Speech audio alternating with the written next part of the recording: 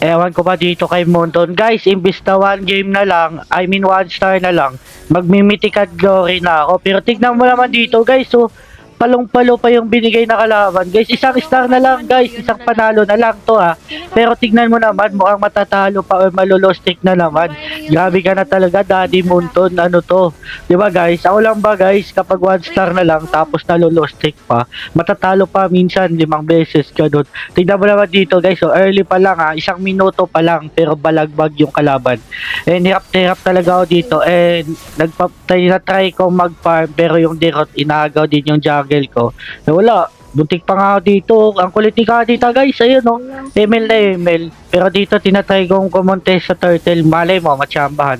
Kaso guys, sa sakit na no, ang daya talaga ng ano na yun guys no, yung Hanzo. Ako lang ba yung naiinis sa Hanzo ngayon? Sobrang sakit eh, nang hirap niyang patayin.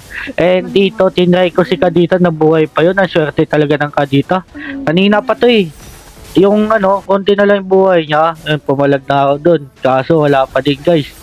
Hirap na kami oh. Kita niyo naman yung standing namin doon. Kaso sobrang swerte talaga ng Kadita na buhay pa. Kaso yung Chu dito masyadong makulit. And dito tinatry kong dalawan yung Godling para man lang lumamang kami. And si Mia yung magdadala ng game. Kaso dito akala ko mabubuhay pa yon. Buti na lang guys, di ba? Tapos ayun, luging-lugin na talaga kami dito. Buti napatay ng Mia yung Hanzo. And tinry ko si Chu dito. Tapos dito nagkaroon ng clash sa mid. Di ba? Naka-KS pa ako dun. Napakaganda kasi guys kapag mangki-KS ka, lalo na pag naka-Skypercer ka sa Gusion. Kasi, ayun yung nagpapalakas sa damage ni Gusion. Kailangan ng stack ng Skypercer. Eh grabe yung Hanzo, ang hirap talaga patayin. And dito, tinry kong kumontes. Ayun, napatay ko si Hanzo ng napabasic lang kaso ang sakit ni Derot, akala ko mabubuhay pa ako. Tinry ko lang din pala mag voice over guys, ang daming nagre-request eh, magba voice over daw ako guys, sakit. Kita niyo ba yung Hanzo, ang sakit, kinain lang.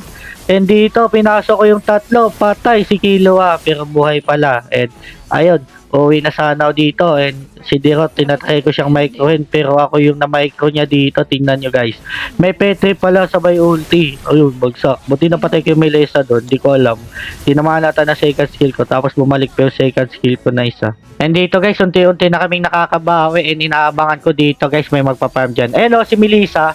Buti na lang guys, napatay ko si Melissa dito. Kung hindi, ewan ko na lang, baka baliktad na naman yung laro. Lamang na kami dito guys eh, pero yung Hanzo ako po Perd, sobrang sakit. Grabe ka na Hanzo. And dito, si Derot masyado nang maasim si Derot. Akala niya kaya niya nang lalimin lagi yung laro. And ayun, nabigyan siya. And turtle fight, ay lord na pala. Pinasok ko dito si Melissa guys, papasokin ko yan.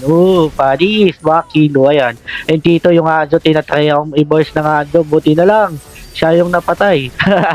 Ang hirap pala mag-voice over guys, no? Yung mga nagba-voice over dyan, napaka-solid nyo, napakagaling nila mag-voice over. Ako parang ewan lang. And dito nakambak namin guys. Oh, ano kayo ngayon? Iyak na naman yung mga basher ko dyan kasi Gusion lang daw, alam ko. 2025 na, Gusion pa din. Malamang, dito ako malakas eh.